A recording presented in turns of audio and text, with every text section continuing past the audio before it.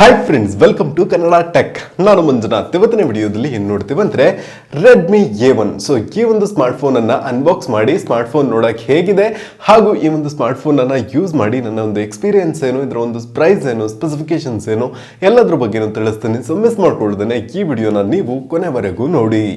So ಈ ಒಂದು ಸ್ಮಾರ್ಟ್ಫೋನ್ನ box ನೋಡೋಕ್ಕೆ ಈ ರೀತಿ ಕೊಟ್ಟಿದ್ದಾರೆ. ಇದನ್ನು ಕ್ವಿಕ್ ಆಗಿ ಅನ್ಬಾಕ್ಸ್ ಮಾಡೋಣ.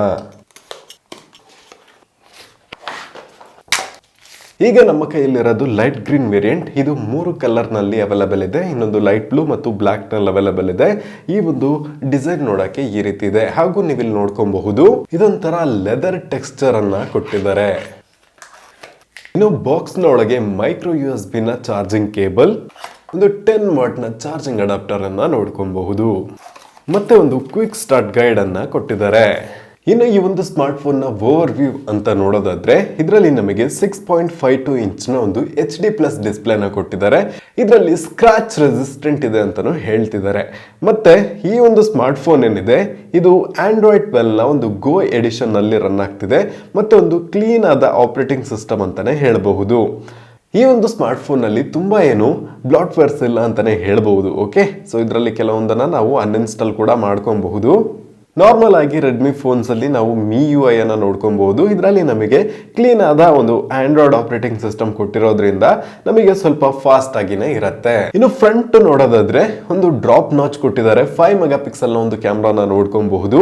ಇನ್ನು ಕೆಳಗಡೆ ಬೆಸಲ್ ನೋಡೋದಾದ್ರೆ ಸ್ವಲ್ಪ ಎಕ್ಸ್ಟ್ರಾನೇ ನನಗೆ ಕಾಣಿಸ್ತಾ ಇದೆ. ಬಾಟಮ್ ಅಲ್ಲಿ ನೋಡೋದಾದ್ರೆ ಒಂದು ಮೈಕ್ರೋಫೋನ್, ಚಾರ್ಜಿಂಗ್ ಪೋರ್ಟ್ ಮತ್ತು 3.5 mm ನ ಆಡಿಯೋ ಜಾಕ್ ಸಪೋರ್ಟ್ ಅನ್ನ ನೋಡ್ಕೊಬಹುದು. ಲೆಫ್ಟ್ ನಲ್ಲಿ ಪವರ್ ಬಟನ್ ಮತ್ತು ವಾಲ್ಯೂಮ್ ಕೀಸ್ ಗಳನ್ನ ನೋಡ್ಕೊಬಹುದು.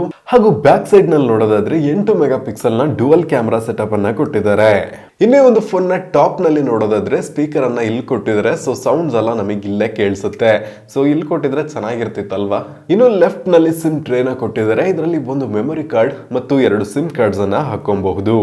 ಇನ್ನು ಈ ಒಂದು ಸ್ಮಾರ್ಟ್ ಫೋನ್ ನ ಬೇರೆ ಸ್ಪೆಸಿಫಿಕೇಶನ್ಸ್ ಅಂತ ನೋಡೋದಾದ್ರೆ ಇದರಲ್ಲಿ ನಮಗೆ MediaTek ನ Helio A22 ನ ಒಂದು ಪ್ರೊಸೆಸರ್ ಅನ್ನ ಕೊಟ್ಟಿದ್ದಾರೆ. ಸೊ ಈ ಒಂದು ಪ್ರೈಸ್ ರೇಂಜ್ ಅಲ್ಲಿ ಇಂತಹದ್ದೇ ಪ್ರೊಸೆಸರ್ ಬರೋದು, ಇದಕ್ಕಿಂತ ಚೆನ್ನಾಗಿರೋದು ಈ ಒಂದು ಪ್ರೈಸ್ ರೇಂಜ್ ನಲ್ಲಿ ಬರೋದಿಲ್ಲ. ಓಕೆ, ಇನ್ನು ನೆಕ್ಸ್ಟ್ ನೋಡೋದಾದ್ರೆ ಇದು 2GB RAM 32GB ವೇರಿಯಂಟ್ ನಲ್ಲಿ ಬರ್ತಾ ಇದೆ. ಆಂಡ್ರಾಯ್ಡ್ ನ ಒಂದು ಕ್ಲೀನ್ ಎಕ್ಸ್ಪೀರಿಯನ್ಸ್ ಅನ್ನ ನೋಡ್ಕೊಬಹುದು. So out of the box ನಮಗೆ Android 12 ನ ಜೊತೆಗೆ ಬರ್ತಾ ಇದೆ. ಲೆದರ್ ಟೆಕ್ಸ್ಚರ್ ಅನ್ನ ಕೊಟ್ಟಿದ್ದಾರೆ. ಸೊ ಫೋನ್ ಅನ್ನೆಲ್ಲ ಗ್ರಿಪ್ ಆಗಿ ಇಟ್ಕೊಳ್ಳಕ್ಕೆ ಚೆನ್ನಾಗಿರುತ್ತೆ. ಮತ್ತೆ ಈ ಒಂದು ಪ್ರೈಸ್ ರೇಂಜ್ ಅಲ್ಲಿ 5000 mAh ನ ಒಂದು ದೊಡ್ಡ ಬ್ಯಾಟರಿಯನ್ನ ಕೊಡ್ತಿದ್ದಾರೆ. ಇದಂತೂ ಸೂಪರ್ ಆದ ವಿಷಯ ಅಂತಾನೆ ಹೇಳ್ತೀನಿ.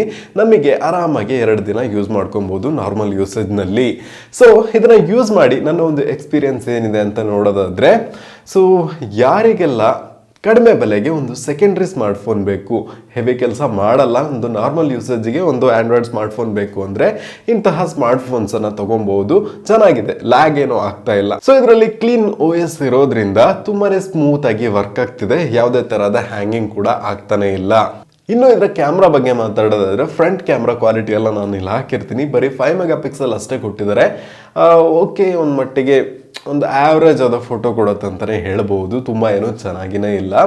ಲೋ ಲೈಟ್ ಅಲ್ಲಂತೂ ಇನ್ನೂ ಚೆನ್ನಾಗಿಲ್ಲ, ಬಟ್ ಔಟ್ಸೈಡ್ ತೆಗಿಯುವಾಗ ಒಂದು ಮಟ್ಟಿಗೆ ಚೆನ್ನಾಗಿದೆ. ಮತ್ತಿದು ಇನ್ನೂ ಎನ್ಹಾನ್ಸ್ ಮಾಡಿಕೊಡೋದ್ರಿಂದ ಸ್ವಲ್ಪ ಜಾಸ್ತಿನೇ ಶಾರ್ಪ್ನೆಸ್ ಅನ್ನ ನೋಡ್ಕೊಬಹುದು.